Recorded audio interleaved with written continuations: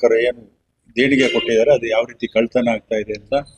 ರಾಮ ಮಂದಿರ, ಅಯೋಧ್ಯೆ ರಾಮ ಮಂದಿರ ಇವತ್ತು ದೇಶದ ಎಲ್ಲ ಸಮಸ್ತ ನಾಗರಿಕರಿಗೆ ಸಂಬಂಧಪಟ್ಟಂತ ಒಂದು ದೇವಸ್ಥಾನ. ಈ BJPಯವರು ಆ ರಥಯಾತ್ರೆಯನ್ನು ಶುರು ಮಾಡಿ ಇಡೀ ದೇಶದಾದ್ಯಂತ ರಥವನ್ನ ಸಂಚಾರ ಮಾಡಿ ಸಾರ್ವಜನಿಕರಿಂದ ದೇಣಿಗೆ ಪಡೆದು ಇವತ್ತು ಆ ದೇವಸ್ಥಾನವನ್ನ ಕಟ್ಟಿದ್ದಾರೆ. ಇದು ಬರೀ BJPಯವರ ಬರೀ ದೇಣಿಗೆಯಿಂದ ಮಾತ್ರ ಇದು ಕಟ್ಟಿದ್ದಲ್ಲ. ಇವತ್ತು ಅಲ್ಲಿ ಕೋಟ್ಯಾಂತರ ರೂಪಾಯಿ ಇವತ್ತು ದೋಚ್ತಾ ಇದ್ದಾರೆ, ಕಳ್ತನ ಆಗ್ತಾ ಇದೆ. ಓಟ್ ಚೋರಿ ಆಯಿತು, ಈಗ ದೇವರ ಹುಂಡಿ ಚೋರಿ ಆಗ್ತಾ ಇದೆ. ಇವತ್ತು ದೇಶದ ಪ್ರಧಾನಮಂತ್ರಿಗಳು ಮಾನ್ಯ ನರೇಂದ್ರ ಮೋದಿ ಅವರು ಆ ಒಂದು ದೇವಸ್ಥಾನಕ್ಕೆ ಶಿಲಾನ್ಯಾಸವನ್ನ ಮಾಡ್ತಾರೆ. ಮತ್ತೆ ಆ ದೇವಸ್ಥಾನ ಸಂಪೂರ್ಣವಾಗಿ ಕಟ್ಟಡ ಆದ್ಮೇಲೆ ಅವರೇ ಉದ್ಘಾಟನೆಯನ್ನ ಮಾಡ್ತಾರೆ. ಅವರೇ ರಾಮನಿಗೆ ಪ್ರಾಣ ಪ್ರತಿಷ್ಠಾಪನೆಯನ್ನು ಸಹ ಅವರೇ ಮಾಡ್ತಾರೆ. ನಮ್ಮ ಹಿಂದೂ ಸಂಪ್ರದಾಯದ ಪ್ರಕಾರ ಬ್ರಾಹ್ಮಣರು ಶಾಸ್ತ್ರೋಕ್ತವಾಗಿ ಪ್ರಾಣ ಪ್ರತಿಷ್ಠೆಯನ್ನು ಮಾಡುವಂಥದ್ದು ಇದೆ, ಆದ್ರೆ ಅವರೇ ಪ್ರಾಣ ಪ್ರತಿಷ್ಠೆಯನ್ನು ಸಹ ಮಾಡ್ತಾರೆ. ಇವತ್ತು ಕೋಟ್ಯಾಂತರ ರೂಪಾಯಿ ಕಳ್ತನ ಆಗ್ತಾ ಇದೆ. ಇದು ದೇಶಕ್ಕೆಲ್ಲ ಎಲ್ಲರ ಕಣ್ಣಿಗೆ ಕಾಣ್ತಾ ಇದೆ. ಇಷ್ಟಾದ್ರೂ ಸಹ ಈ ದೇಶದ ಪ್ರಧಾನಮಂತ್ರಿಗಳು ಅವರೇ ಟ್ರಸ್ಟ್ ಮಾಡ್ತಾರೆ, ಅವರೇ ಶಿಲಾನ್ಯಾಸ ಮಾಡ್ತಾರೆ, ಅವರೇ ಉದ್ಘಾಟನೆ ಮಾಡ್ತಾರೆ, ಟ್ರಸ್ಟ್ ಸದಸ್ಯರನ್ನು ಸಹ ಅವರೇ ನೇಮಿಸ್ತಾರೆ. ಇಷ್ಟಾದ್ರೂ ಅವ್ರ ಕಣ್ಣೆದುರುಗಡೆ ಕೋಟ್ಯಾಂತರ ರೂಪಾಯಿ ಕಳ್ತನ ಆಗ್ತಾ ಇದೆ. ಇದುವರೆಗೂ ಮಾನ್ಯ ಪ್ರಧಾನಮಂತ್ರಿ ಅವರು ಬಾಯಿ ಬಿಚ್ತಾ ಇಲ್ಲ. ಅವರು ರಾಮ ಮಂದಿರ ಮತ್ತು ರಾಮನ ಹೆಸರಲ್ಲಿ ಇವತ್ತು ರಾಜ್ಯ ಮತ್ತು ರಾಷ್ಟ್ರದಲ್ಲಿ ಅಧಿಕಾರಕ್ಕೆ ಬರ್ಲಿಕ್ಕೆ ಮಾತ್ರ ರಾಮನ ಹೆಸರನ್ನ, ಅಯೋಧ್ಯೆ ಹೆಸರನ್ನ ಬಳಸ್ಕೊಂಡ್ರ ವಿನಃ ಆ ಒಂದು ನಿಷ್ಠೆ ಪ್ರಾಮಾಣಿಕತೆ ಆ ದೇವರಲ್ಲಿ ಇಲ್ಲ. ನಾವು ಕಾಂಗ್ರೆಸ್ನವರು ನಾವು ಸಹ ರಾಮನಿಗೆ ದೇಣಿಗೆಯನ್ನು ಕೊಟ್ಟಿದ್ದೇವೆ. ನಾನು ವಿದ್ಯಾರ್ಥಿ ದೆಸೆಯಲ್ಲಿದ್ದೆ. ರಾಷ್ಟ್ರೀಯ ಹೆದ್ದಾರಿಯಲ್ಲಿ ಆ ರಥ ಬಂತು. ಆಗ ನಾನು ನಮ್ಮ ರಾಷ್ಟ್ರೀಯ ಹೆದ್ದಾರಿಯಲ್ಲಿ ಆ ರಥವನ್ನು ನಿಲ್ಲಿಸಿ ಪೂಜೆಯನ್ನು ಮಾಡಿ ನಾನು ಸಹ ₹101 ದೇಣಿಗೆಯನ್ನು ಕೊಟ್ಟಂಥದ್ದು ನನಗೆ ಇವತ್ತು ನೆನಪಿದೆ. ಇವತ್ತು ಅಲ್ಲಿ ಯಾರೋ ಒಬ್ಬರು ಸುಮಾರು ₹200 ಕೋಟಿ ಅಲ್ಲಿ ಇದುವರೆಗೂ ಕಳ್ತನ ಆಗಿದೆ. ಯಾರು ಕಳ್ತನ ಮಾಡಿರೋದು? ಟ್ರಸ್ಟಿಯವರೇನೆ. ಅಲ್ಲಿ CC ಕ್ಯಾಮ್ರಾಗಳ ಅಳವಡಿಸಿದ್ದಾರೆ. ಆ CC ಕ್ಯಾಮ್ರಾಗಳು ಸಹ ಕೆಲಸ ಮಾಡ್ತಾ ಇಲ್ಲ. ಅಲ್ಲಿ ಹುಂಡಿ ಎಣಿಕೆ ಮಾಡಕ್ ಹೋಗುವಂಥವ್ರು ಯಾವ ರೀತಿ ಹೋಗ್ಬೇಕು? ಮೊದಲು ಅವ್ರನ್ನ ತಪಾಸಣೆ ಮಾಡಿ ಯಾವುದೇ ವಸ್ತುಗಳನ್ನು ಒಳಗಡೆ ತಗೊಂಡು ಹೋಗ್ದಂಗೆ ತಪಾಸಣೆ ಮಾಡಿ ಅಲ್ಲಿ ಬಿಡಬೇಕು. ಆನಂತರ ಎಣಿಕೆ ಆದ್ಮೇಲೆ ಅವ್ರು ಹೊರಗಡೆ ಬರುವಾಗ ತಪಾಸಣೆ ಮಾಡಿ ಆ ಹಣವನ್ನ ಏನು ಆಚೆ ತಗೊಂಡು ಹೋಗಿರೋಂಗೆ ತಪಾಸಣೆ ಮಾಡಿ ಹೊರಗಡೆ ಬಿಡ್ಬೇಕಾಗ್ತದೆ. ಆ ಕೆಲಸವನ್ನು ಅವ್ರು ಮಾಡಿಲ್ಲ. ಈಗಾಗಲೇ ಯಾರು ಚಂಪತ್ ರಾಯ್ ಮತ್ತು ಅನಿಲ್ ಮಿಶ್ರಾ ಇವರು ಅಲ್ಲಿ ಮುಖ್ಯಸ್ಥರು, ಈಗಾಗಲೇ ಅವರು ರಾಜೀನಾಮೆಯನ್ನು ಕೊಟ್ಟಿದ್ದಾರೆ. ಅವ್ರ ಮೇಲೆ ಕ್ರಿಮಿನಲ್ ಕೇಸುಗಳು ಸಹ ಆಗಿದೆ.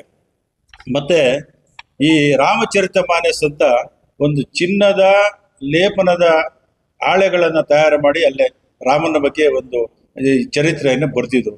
ಅದರ ಬೆಲೆ ₹5 ಕೋಟಿ. ಇವತ್ತು ಆ ರಾಮಚರಿತ ಮಾನಸ್ ಪುಸ್ತಕ ಪತ್ತೆ ಇಲ್ಲ.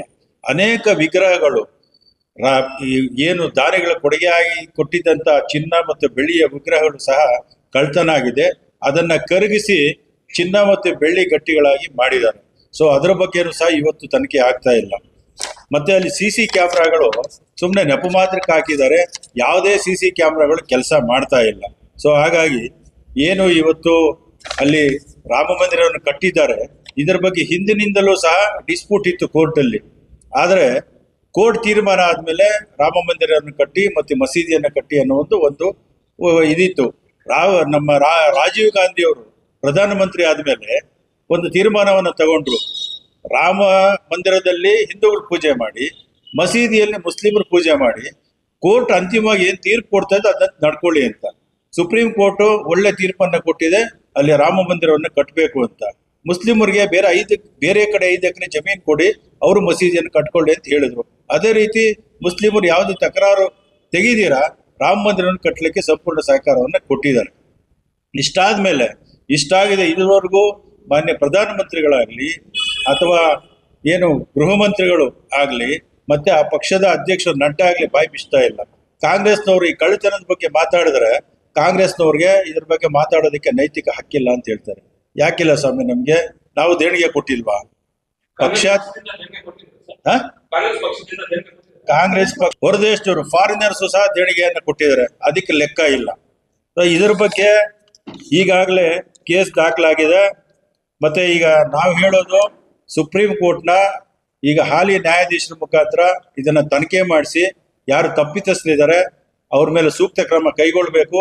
ಏನಿವತ್ತು ಅಲ್ಲಿ ಹಣ ಮತ್ತು ಚಿನ್ನ ಬೆಳ್ಳಿ ವಜ್ರ ಏನು ಕಳ್ತನ ಆಗಿದೆ ಅದನ್ನು ವಸೂಲಿ ಮಾಡಿ ರಾಮ ಮಂದಿರ ಟ್ರಸ್ಟ್ಗೆ ಕೊಡಬೇಕು ಅಂತ ಈ ಸಂದರ್ಭದಲ್ಲಿ ಹೇಳ್ತೇನೆ. ಮತ್ತೆ ಈ ಹಣ ಇದುವರೆಗೂ ಲೆಕ್ಕ ಕೊಟ್ಟಿಲ್ಲ. ಯಾಕೆ ಕೊಟ್ಟಿಲ್ಲ? RTIಯಲ್ಲಿ ಕೇಳುವಂಗಿಲ್ಲ. ಇದನ್ನು ಯಾರು ಕಾನೂನು ಮಾಡಿದ್ದು? ಮೋದಿಯವರೇ ಮಾಡಿದ್ದಾರೆ. ಅದು ಸಾರ್ವಜನಿಕರಿಗೆ ಸಂಬಂಧಪಟ್ಟಂತ ಒಂದು ದೇವಸ್ಥಾನ, ಅದರಲ್ಲಿ ಲೆಕ್ಕ ಕೇಳೋಕೆ ನಮ್ಗೆ ಅಧಿಕಾರ ಇಲ್ಲ ಅಂತಂದ್ರೆ ಏನರ್ಥ? ಇವತ್ತು ಏನು ನೀಟ್ ಪರೀಕ್ಷೆಯಲ್ಲಿ ಸುಮಾರು 87 ಸಾರಿ ಪ್ರಶ್ನೆ ಪತ್ರಿಕೆ ಲೀಕ್ ಆಯಿತು. ಸುಮಾರು ಜನ ವಿದ್ಯಾರ್ಥಿಗಳು ಆತ್ಮಹತ್ಯೆ ಮಾಡಿಕೊಂಡ್ರು. ಅದರ ಬಗ್ಗೆ ಏನು ಬಾಯ್ಬಿಷ್ಟ ಇಲ್ಲ ಪ್ರಧಾನಮಂತ್ರಿಗಳಾಗ್ಲಿ ಗೃಹ ಮಂತ್ರಿಗಳಾಗ್ಲಿ. ಇಂಥ ಒಂದು ಕೇಂದ್ರ ಸರ್ಕಾರ ಇವತ್ತು ಕಣ್ಣು ಮುಚ್ಕೊಂಡು ಕೂತಿದೆ. ನಾವು ಇದರ ಬಗ್ಗೆ ಇಡೀ ದೇಶದಾದ್ಯಂತ ನಾವು ಪ್ರತಿಭಟನೆಯನ್ನ ಮಾಡ್ತಾ ಇದ್ದೀವಿ. ಮುಂದಿನ ದಿನಗಳಲ್ಲಿ ಸಹ ಇದರ ಬಗ್ಗೆ ಒಂದು ಬಂಜಿನ ಮೆರವಣಿಗೆ ಸಹ ಮಾಡಬೇಕು ಅಂತ ನಾವು ಇದ್ದೀವಿ. ಇತ್ತೀಚೆಗೆ ಸುಧಾಕರ್ ಸಿಂಗ್ ಅನ್ನೋರು RJD MP ಅವರು ಸುಪ್ರೀಂ ಕೋರ್ಟ್ ಅಲ್ಲಿ ಒಂದು ವ್ಯಾಜ್ಯವನ್ನ ದಾಖಲು ಮಾಡಿದ್ದಾರೆ. ಈಗಾಗಲೇ ಸುಪ್ರೀಂ ಕೋರ್ಟ್ನವರು ಕ್ಲಿಯರ್ ಡೈರೆಕ್ಷನ್ ಕೊಟ್ಟಿದ್ದಾರೆ ಆ ಟ್ರಸ್ಟಿಗಳಿಗೆ. ಎಷ್ಟು ಹಣ ಇದುವರೆಗೂ ಹುಂಡಿಯಲ್ಲಿ ಲೆಕ್ಕ ಮಾಡಿದಾರ, ಎಷ್ಟು ಮಿಸ್ಯೂಸ್ ಆಗಿದೆ ಅದನ್ನೆಲ್ಲ ನಮ್ಗೆ ಲೆಕ್ಕ ಕೊಡಬೇಕು. ಮತ್ತೆ CC ಕ್ಯಾಮ್ರಾಗಳಲ್ಲಿ ಏನ್ ದಾಖಲಾಗಿದೆ ಅದನ್ನೆಲ್ಲ ಸಹ ಕೊಡಬೇಕು ಅಂತ ಹೇಳ್ಬಿಟ್ಟು ಇವತ್ತು ಸುಪ್ರೀಂ ಕೋರ್ಟ್ನವರು ಅವ್ರಿಗೆ ಡೈರೆಕ್ಷನ್ ಕೊಟ್ಟಿದ್ದಾರೆ. ಮತ್ತೆ CCTV ಫುಟೇಜಸ್ ಸಹ ಸುಪ್ರೀಂ ಕೋರ್ಟ್ಗೆ ಹಾಜರು ಮಾಡಬೇಕು ಅನ್ನೋ ಡೈರೆಕ್ಷನ್ ಸುಪ್ರೀಂ ಕೋರ್ಟ್ ಅವರು ಕೊಟ್ಟಿದ್ದಾರೆ. ಸೊ ಇದುವರೆಗೂ ಯಾವುದೇ ಅಂತ ದಾಖಲೆಗಳನ್ನ ನ್ಯಾಯಾಲಯಕ್ಕಾಗಲಿ ಅಥವಾ ಸಾರ್ವಜನಿಕರ ಗಮನಕ್ಕಾಗಲಿ ಆ ಟ್ರಸ್ಟಿಗಳು ಕೊಟ್ಟಿಲ್ಲ. ಸೊ ಆದ್ರಿಂದ ಈ ತರ ಏನು ಇವತ್ತು ಹುಂಡಿ ಕಳ್ಳತನ ಆಗಿದೆ, ಇದು ಕೇವಲ ನರೇಂದ್ರ ಮೋದಿ BJP ಸರ್ಕಾರ ಅಥವಾ ವಿಶ್ವ ಹಿಂದೂ ಪರಿಷತ್ತು BJP RSS ಸಂಬಂಧಪಟ್ಟಿದ್ದಲ್ಲ.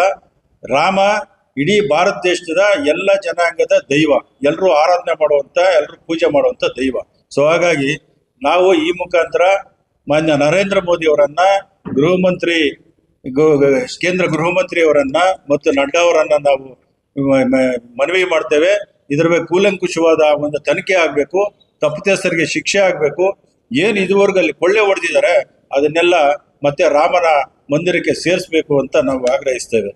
ಮತ್ತೆ ಇತ್ತೀಚೆಗೆ ಏನು ಇದು ಹೊರಗಡೆ ಬಂದ್ಮೇಲೆ, ಕಳ್ಳತನ ಆಗಿದ್ದು ಹೊರಗಡೆ ಬಂದ್ಮೇಲೆ ಇವತ್ತು ಭಕ್ತಾದಿಗಳು ಯಾರು ಹುಂಡಿಗೆ ಹಣ ಹಾಕ್ತಾ ಇಲ್ಲ. ಎಲ್ಲ ಡಿಜಿಟಲ್ ಸಿಸ್ಟಮ್ ಅಲ್ಲಿ ಫೋನ್ ಪೇ, ಗೂಗಲ್ ಪೇ ಆ ರೀತಿ ಹಣ ಹಾಕ್ತಾ ಇದ್ದಾರೆ. ಸೊ ಅದರಿಂದ ಇದು ನಿಜವಾಗಲೂ ಖಂಡನೀಯ. ಇದಕ್ಕೆ ನಾವಂತೂ ಆಗ್ರಹಿಸ್ತೇವೆ. ಮಾನ್ಯ ಪ್ರಧಾನಮಂತ್ರಿಗಳೇ, ಗೃಹ ಸಚಿವರೇ, ಇದರ ಬಗ್ಗೆ ತೀವ್ರವಾದ ಒಂದು ತನಿಖೆ ಆಗಬೇಕು. ನೀವು ಈ ಹಣವನ್ನ ಏನ್ ದೋಚಿದ್ದಾರೆ ಅವ್ರ ಮೇಲೆ ಕ್ರಮವನ್ನ ತಗೋಬೇಕು ಅಂತ ಹೇಳ್ಬಿಟ್ಟು ಈ ಸಂದರ್ಭದಲ್ಲಿ ಆಗ್ರಹಿಸ್ತೇವೆ. ಸರ್